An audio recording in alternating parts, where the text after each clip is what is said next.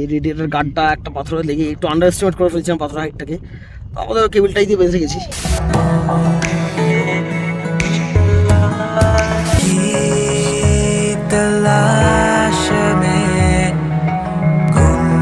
আলাদা ওই হাইটে ওঠে কোন দিক দিয়ে ওই হাইটে?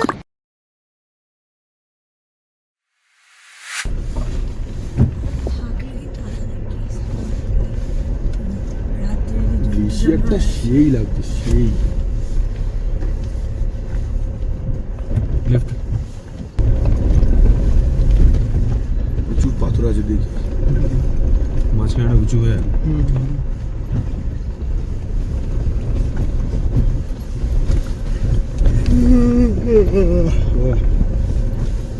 এখানে লোকজন আসে, বিয়ারের বোতল বোতল ভাঙা পড়ে আছে সদ্য। কিন্তু এত সুন্দর একটা জায়গা কেউ আসে না।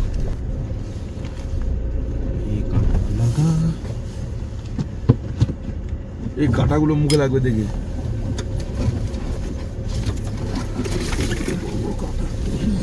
তুই কি ভয় পাচ্ছিস? হাট করে ছিটকে না দেখি।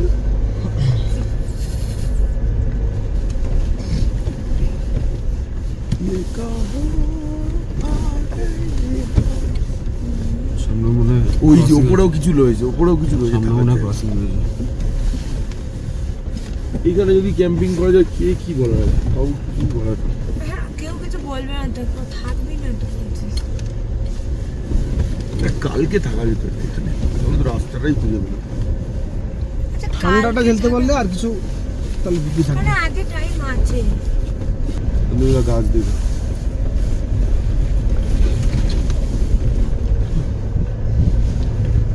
জায়গাটা তো দেখে আসি, অ্যাটলিস্ট থাকি না থাকি। গাড়ির টায়ারের দাম তো আছে, জেসিবি গুলো যায় মনে হয়, জানো তো? ওই তো কটেজ আছে সামনে, দুটো কটেজ দেখতে পাচ্ছি। ক্রস করতে হবে এই রাস্তাটার জন্য, এদিক থেকে হয়তো সোজা। যখন চওড়া রাস্তা বানিয়েছে না, ওইটা আগেরটা এটা চওড়া রাস্তা ছিল, তার মানে ওখান দিয়ে আমি প্রতি মাস শিওর গাড়িও যাই। রিস্ক জাস্ট নিলাম না, কারণ নট শিওর বলে, কারণ একটা কমন রোড আর আনকমন রোডের মধ্যে ডিফারেন্স আছে তাই। প্রচুর পাথর আছে চন্দ্র, খাগড়া প্রচুর পাথর আছে। হ্যাঁ,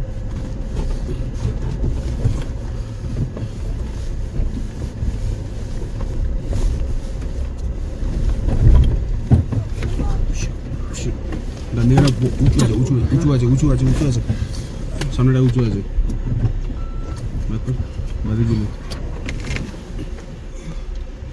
মালটা পুরো চটাক করে মারলো আমাকে চোখে। কাজটা খুলে না, মাঝখানে ওরা বিচ্ছিন্ন উঁচু আছে,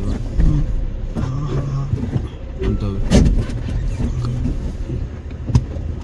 গাইড করতে হবে তোকে, ডিপ গাইড করবো, হয়তো ক্যামেরা আছে। দিক ধর, আমি নামছি। মানে মেটালটা যায়নি, প্লাস্টিকের পার্টটা বেরিয়ে গেছে। ওটা তো ভাঙাই ছিল, ভাঙা ছিল না, পেছনে ভাঙা ছিল। ফুয়েল ট্যাঙ্কের তলাটা দেখ দীপ, যাতে রেডিয়েটর গার্ডটা জাস্ট ফোল্ড করে যায়। মানাং মুক্তিনাথ এমনিতেই অফরোড জায়গা, আর এরকম অফরোড জায়গাগুলোর মধ্যে গিয়ে আমি আরো অফরোড খুঁজতে স্বাভাবিক রাস্তার বাইরে অনেক জায়গাতেই গেছি। কাজেই আমার থারের অনেক কিছুই নেপালের নামে সমর্পণ করে আসা হয়েছে। সিংকুলায় অর্ধেক ভাঙা ফুয়েল ট্যাঙ্ক গার্ড, যেটা জিআই তার দিয়ে লাগিয়েছিলাম, সেটা চলে গেল সেকং লেক যেতে। মুক্তিনাথের পথে তোমরা যদি দেখে থাকো সেই দুর্দান্ত লেকটাতে গাড়ি নিয়ে ওই জায়গাতে গেছে এর আগে বলে আমি তো দেখিনি। দ্বিতীয় ডিএফ গার্ডটা সেম ওই সেকং লেকের রাস্তায় ডিপারচার অ্যাঙ্গেলে খেয়ে যায় একটা পাথরে, সেটাও জিআই তার দিয়ে এই ট্রিপেই বাঁধলাম। বেঁচে রইল আমার সামনের রেডিয়েটার গার্ডটা, যেটা প্লাস্টিকের অবশ্যই। ঢাক করে পাথরে লাগতেই বুঝতে পারলাম, এবং ভাগ্য ভালো ফুল স্পিডে বেরোয়নি, সেন্স করে ইমিডিয়েটলি ব্যাক করে তারপর সেটাকে কেবিলটাই আর জিআই তার দিয়ে আবার বাঁধা হলো। So all in all men সবকটা জায়গার যতটুকুনি গার্ড মাহিন্দ্রা দিয়ে থাকে সেগুলো দিয়ে এলাম নেপালে। আসলে এই নেপাল ট্রিপের পর তো আর একটা ফারু ট্রিপ প্ল্যান ছিল না, তার জন্য তো আরো মজবুত কিছু লাগাতেই হবে। একটু অপেক্ষায় থেকো নেপাল সিরিজের পরের সিরিজটার জন্য। মাঝখানে একটু স্লাইড বিশাল একটা বাজে কাণ্ড হতে পারতো। আমার ডিজেল ট্যাঙ্কে মানে রেডিয়েটার গার্ডের যে প্লাস্টিক পার্টটা থাকে থারের, ওটা একটা পাথরে ধাক্কা লেগে বুঝলাম ধাক্কা লেগেছে, আমি আর এগোলাম না, সঙ্গে সঙ্গে ব্যাক করে এলাম। তো যদি ওটা চড়িয়ে দিতাম তাহলে তো 1 নম্বর রেডিয়েটার যেত, শেষ, টাটা বাই বাই, রেডিয়েটার হয়ে যেত। আর তার চেয়েও বড় ঘটনা হচ্ছে ডিজেল ট্যাঙ্কের তলাতে একটা বিশাল বড় চাই পাথর, জাস্ট 1 ইঞ্চিও গ্যাপ রাখেনি, এরকম অবস্থা পাথরটা। নামবে তো আরামসে। ঠিক আছে, বাড়ি খালি আছে। দিয়ে সামনে রেডিয়েটার গার্ডটার ওখানটাতে একটু কেবল টাই মেরে রেডিয়েটার, মানে আমার রেডিয়েটার গার্ডটা মেটাল আছে, কিন্তু তার সামনে একটা প্লাস্টিকের গার্ড থাকে, মাহিন্দ্রা স্টক, যেটা দেখতে ভালো লাগার জন্য। তো সেই মালটা শুধু বেরিয়ে চলে গেছিলো, ওইটা ধাক্কা খেলো বলে বুঝলাম রেডিয়েটারটার এরপর ধাক্কা খেতে চলেছে। মানি ব্যাগটা পেছনে না? হ্যাঁ হ্যাঁ আছে। তো রেডেন মনে হচ্ছে। আর নেই কিছু। না নেই। এখানে আমার রাস্তা। আচ্ছা, আর নেই কোনো। মেন রাস্তাটা এই ব্রিজটা ক্রস করে নামতে হবে। নামলে ভালো হয়। গাড়িটা ব্যাক ঘোরাবো, ঠিক আছে? ওই যাও। ব্যাস দাঁড়া দাঁড়া দাঁড়া, চাকাটা এরকম কর হালকা, ব্যাস ব্যাস, বেরিয়ে গাড়ি চাকা কিন্তু অনেক পাথরের উপরে উঠে যায়, পাথরের উপরে। বেরিয়ে। আমি ওইখানটায় ঘুরিয়ে নিচ্ছি গাড়িটা, কোথায়? ওই ডান দিকে ঘুরিয়ে নিচ্ছি গাড়িটা, ডান দিকে ঘুরে। এর উপরে? হ্যাঁ, অনেকটা জায়গা আছে। দেখো বড় কাটা ফাটা যেন না থাকে অবশ্য। কটা দিন? এই মনে হচ্ছে সামনে অনেক দূর, কিন্তু এটা কোনটা? বেশি অনেকটা একটা দূর। অনেক দূর। অনেকটাই দূর, হ্যাঁ। ওরা প্রায় গ্লেসিয়ার কাজ পর্যন্ত। গ্লেসিয়ার কিন্তু দূর তো। আরো আসতে পারিস, ঠিক আছে, ঘুরে কেটে যাবে।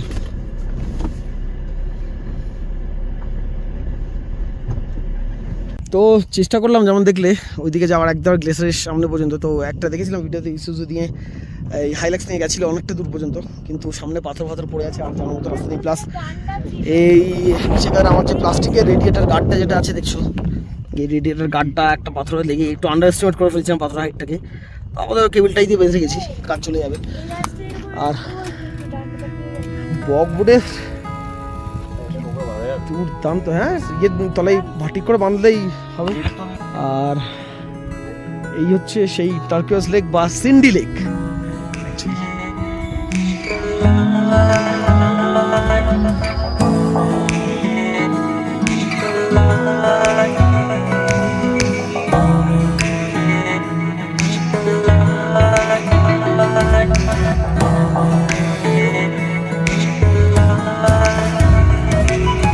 खुद की तलाश में गुम है क्यों इन पहाड़ों में, खुद की तलाश में गुम है क्यों इन पहाड़ों में, क्यों ढूंढता इन पहाड़ों में अपना सारा ये जहां, क्यों इस कदर जी रहा, क्यों ढूंढता इन पहाड़ों में अपना सारा ये जहां, क्यों इस कदर जी रहा।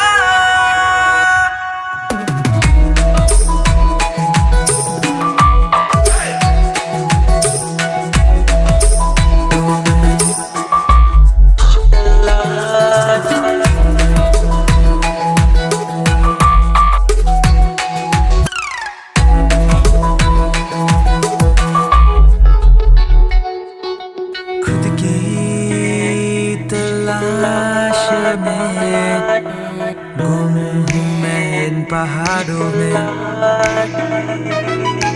ठंडी हवाएं यहाँ मुझे बुलाए, कहाँ रास्तों से अनजान क्यों मैं, मुझे लगे मेरा बचपन मिले मुझे जो वो खुद से बढ़कर हो, नजरों में जिसका अपना घर हो, दिन रात सपने लूं, क्यों ढूंढता इन पहाड़ों में अपना सारा ये जहां, क्यों इस कदर जी रहा,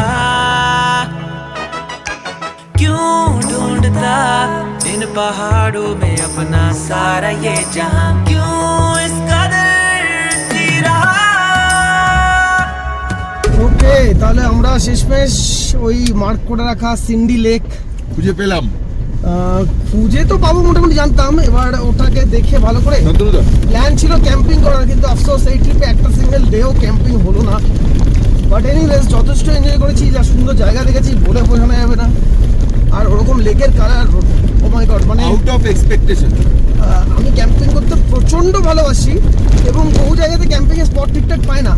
মানাঙের দিকে ঢুকলে ক্যাম্পিংয়ের স্পট অঢেল অঢেল, মানে কোনটা ছেড়ে কোন জায়গায় ক্যাম্পিং করবো, মানে ক্যাম্পিং যদি করতে হয় টেকনিক্যাল ইসে আছে, ওটা ঘুরে তোমাদের করতে হবে।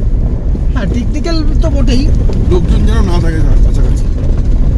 লোকজন থাকলেও সেরকম চাপ নেই, মানে ক্যাম্পিংয়ের এত জায়গা ঠিক আছে, মানে অন্য জায়গাতে গিয়ে ক্যাম্পিংয়ের জায়গা খুঁজতে হয়, এখানে খুঁজতে হবে না, মানে এদিক ওদিক গেলেই মোটামুটি ক্যাম্পিংয়ের জায়গা ভর্তি।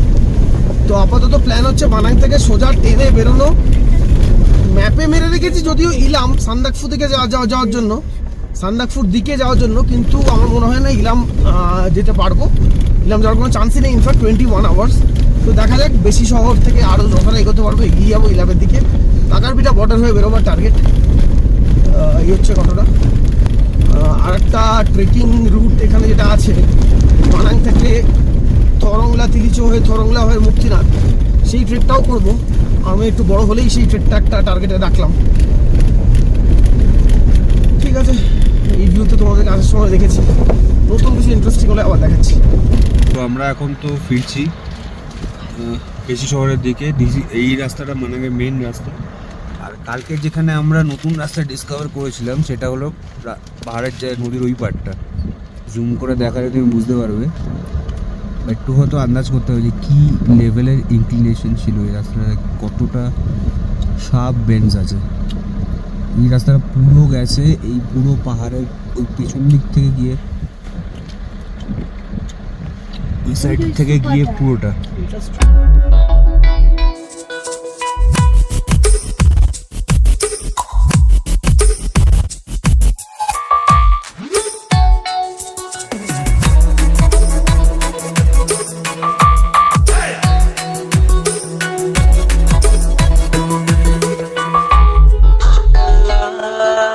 जाने क्या मिल रहा है यहाँ इन पहाड़ों में, दिल का रास्ता खो रहा।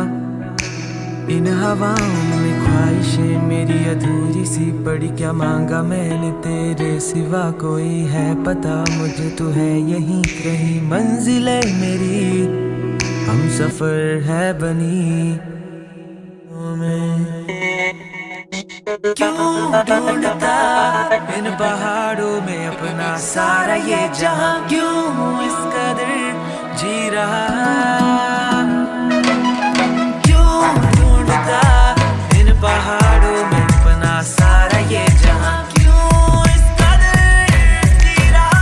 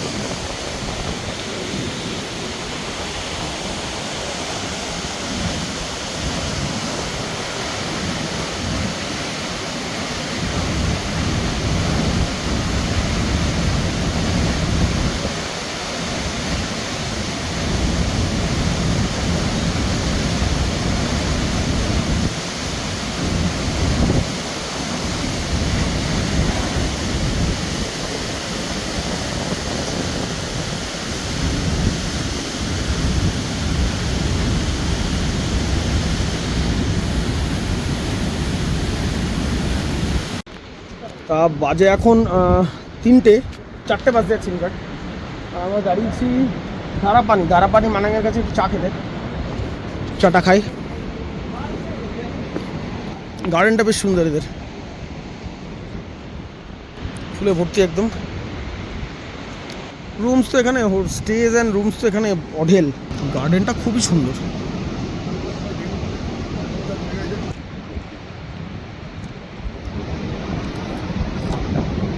ওটা ব্রিজ ডাউন হচ্ছে। ব্রিজ ওটা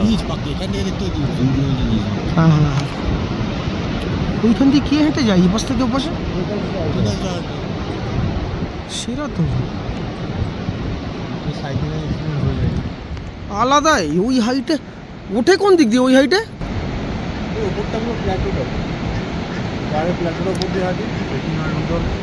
হ্যাঁ মানে কিন্তু চড়া পাহাড় তো, ওই সাইডে কাটিংগুলো, পাহাড়ে কাটিংগুলো। বাবা, cheers cheers cheers Shantanu, cheers cheers Deep, cheers. যাই হোক, আমরা এখন বসে আছি বেশি শহরের জাস্ট বাইরে, আউটস্কার্টসে, পাহাড় থেকে নিচে নেমে এসেছি। এবং কটেজটা বেশ ভালোই, 400 রুপিস পার রুম। গাড়ি এখানেই পার্ক করা আছে দেখতে পাচ্ছ।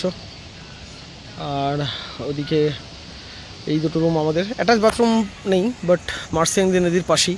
ছিলাম যে যদি ইলাম টিলাম যাওয়া যায়, বাট সিরিয়াসলি বেশি শহর তো মানাং এমন অফরোড না, চট করে মানে প্রচণ্ড এনার্জি, বডি থেকে এনার্জি অনেকটা টেনে নেয় বেশি শহর তো মানাং। তো কাজেই বেশি শহর ঢুকেই ভাবলাম সন্ধ্যা হয়ে গেছে, অন্ধকার হয়ে গেছে, কাঠমান্ডু যাওয়ার কোনো মানে হয় না, বিকজ সান্দাকফু করা যাবে না, প্লেন অ্যান্ড সিম্পল, আমাদের সবাইকে ঢুকতে হবে, অফিসের ছুটি limited. That's about it. Enjoy করি, রান্নাবান্না আবার আজকে হবে, তবে এখানে কিছু নেপালি বিয়ার ট্রাই করছি, গোর্খা স্ট্রং বিয়ার, নেপালি বিয়ার ট্রাই করছি এখানে। আচ্ছা, তো এই ট্রিপে আমাদের হাফ ক্যাম্পিং, ফুল ক্যাম্পিং তো হলো না, টেন্ট কোথাও পিচ করতে পারলামই না, কারণ এত তাড়াতাড়ি যাওয়া হলো, প্লাস হোটেল মোটামুটি ঠিকঠাক জায়গাতে পেয়ে যাচ্ছিলাম। তবে আজকে এখন রান্নাবান্না হচ্ছে, আবার চিকেন নেওয়া হয়েছে, ফ্রিজেও চিকেন আছে খানিকটা, ফ্রিজ ক্যারি করার অ্যাডভান্টেজ। আর রান্নাবান্না হয়ে খাওয়া দাওয়া হয়ে ডান মার্সিয়াংদি নদীর ধারে, জাস্ট বেশি শহরের পাশেই, বেশি শহর ঢোকার জাস্ট আগে। এখানে আমরা ওখানে থাকি না, বেশি শহর ভিড় জায়গা, কালকে মার্কেটে একটু খানিকক্ষণ দাঁড়ানো হবে, এই যা। তো মোটামুটি শেষ ব্লগ ধরে রাখো, শেষ রেকর্ডিং, বিকজ এরপর রেকর্ডিং করার কিছু নেই। এখন আছি নেপাল বেশি শহরের জাস্ট কাছেই, কালকে রাতে এরকম তোমরা দেখলে। এখান থেকে সোজা বেরিয়েছি কাকার বিটা বর্ডার হয়ে, ওই ঝামেলাটার জন্য, বিকজ সত্যি কথা বলতে গেলে আমাদের হাতে টাইম নেই, ঠিক আছে, অফিস জয়েন করতে হবে, এবং ওই বর্ডার দিয়ে বেরোবার সময় আর এক্সট্রা কোনো ঝামেলাই চাইছি না, ঠিক আছে। I think it's smarter way to go, কারণ কাকার বিটা হয়ে বেশি শহর থেকে কাকার বিটা হয়ে কলকাতা পৌঁছানো ইজ অ্যারাউন্ড 1150 কিলোমিটার, আর রাক্সল হয়ে পৌঁছানো ইজ 1000 কিলোমিটার, মানে ডিফারেন্স পড়ছে মোটামুটি জাস্ট 150 কিলোমিটারের ডিফারেন্স, আর 2 ঘন্টা এক্সট্রা ড্রাইভের ডিফারেন্স। কোনো মানে হয় না ওখানে গিয়ে আবার বাউল নিয়ে না, এবার দেখো মানে ডাইরেক্ট গিয়ে চার্জব্যাক করা যেতেই পারে, যে হ্যাঁ ওরা বাউল করলো, আমরাও বাউল করলাম, যে কেন আমরা লিগে ঢুকেছি, ভান্সা দিয়েছি কী করে, তাহলে ঠিক আছে উই ক্যান ডু ওই সব স্টাফ করা যায়, কিন্তু করে সেই 2-3 ঘন্টা বর্ডারে ওয়েট করে ঝামেলা পাকিয়ে কোনো তো লাভ নেই। Smarter way to go around is this one. বাড়ি পৌঁছাই, তারপর যেখানে পোস্ট করে সেখানে করবো। এখন আমি আছি বেশি শহরের জাস্ট বাইরে, হোমস্টে হোটেল কা নাম Marsangdi Hillside Cottage. Marsangdi Hillside Cottage, and this is the owner, Mr. Andre is the Mr. Gurung is the owner of Marsangdi Hillside Cottage, and the stay experience here was wonderful. In fact, if I show you, this is the, I've already shown you, but this is the resort, and on that side there are a few cottages that you can see. Okay, wonderful places to sit. So instead of staying at Besishar proper, come here, because Marsangdi river is just here. You can hear the sound of the river right here. It's a more natural and beautiful place than to stay at Besishar, which is more crowded. So you can obviously come here. And what's your contact number here, and any more details about this resort? I'm Mr. Saros Guru. It's Marsangdi Hillside Cottage belongs to me. I want to welcome in this resort cottage all of you guys, and my contact number is. Take a screenshot of that card, okay? So okay, এখান থেকে তোমরা কার্ডের একটা screenshot নিয়ে নিতে পারো, ঠিক আছে, একটা স্ক্রিনশট নিয়ে নাও, ফোন নাম্বার দেওয়া আছে, ফোন নাম্বার, ইমেল আইডি, যাই হোক, ফোন ডাইরেক্ট তুমি কল করে নিতে পারো, নেপালি নাম্বারে হোয়াটসঅ্যাপ অ্যাভেলেবেল হয় না, ইয়া হোয়াটসঅ্যাপে কল করে নিতে পারো ডাইরেক্ট নেপালি নাম্বারে, হ্যাঁ, আর এখানে বুক করে নিতে পারো। জায়গাটা আরেকবার তোমাদেরকে দেখাচ্ছি এখান থেকে ভিউটা, ইনস্টেড অফ স্টেইং অ্যাট বেশি শহর, আমার তো মনে হয় যে তুমি এখানে এসে থাকো, অনেক বেটার একটা বেশ লেস ক্রাউডেড ন্যাচারাল একটা জায়গা, পাহাড়ের ফিলিং যাওয়ার পথে বা আসার পথে করতেই পারো এরকম। And thank you. Yeah. Have a nice journey. Thanks a lot. চলো বাড়ি ফিরে যাক, চলো ঝাঁট জ্বালানো ট্রিপটা করে ফেলি, 2 দিনের বাড়ি ফিরে যাক। ডান। আর বাড়ি ফেরার টানটা আজকাল একটু বেশিই থাকে। দেখ দেখ দেখ দেখ মাথা ঘুরছে। পড়ে যাবি। তো মাথা ঘুরছে কেন করছো তাহলে? মাথা ঘুরছে এখন ওরকম কেন? তাহলে গোল গোল কেন ঘুরছো? বসো, শুয়ে পড়ো, বসে পড়ো। বুঝতে গিয়ে 2-3 বার এরকম করছে। इन पहाड़ों में अपना सारा ये जहां क्यों इस कदर जी रहा, क्यों ढूंढता इन पहाड़ों में अपना सारा ये जहां क्यों इस कदर जी रहा।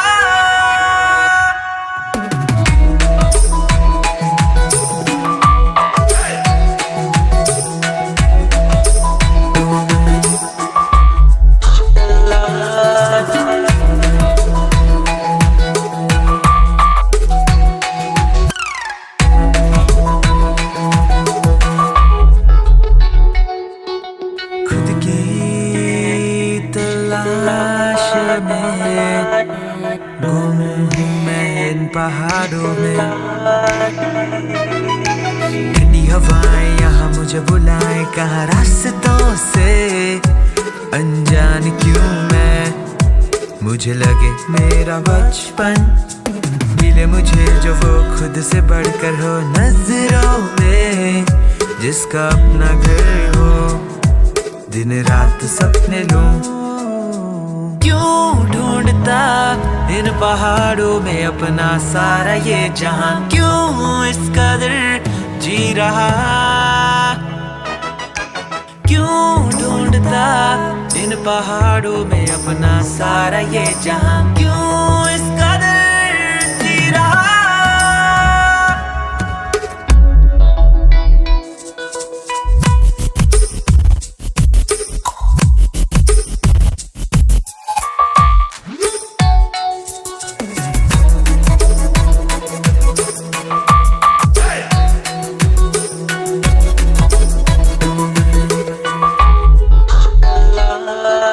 जाने क्या मिल रहा है यहाँ इन पहाड़ों में, दिल का रास्ता खो रहा। इन हवाओं में ख्वाहिशें मेरी अधूरी सी पड़ी, क्या मांगा मैंने तेरे सिवा, कोई है पता मुझे तू है यहीं कहीं। मंजिलें मेरी हम सफर है बनी क्यों ढूंढता इन पहाड़ों में अपना सारा ये जहां क्यों इस कदर जी रहा।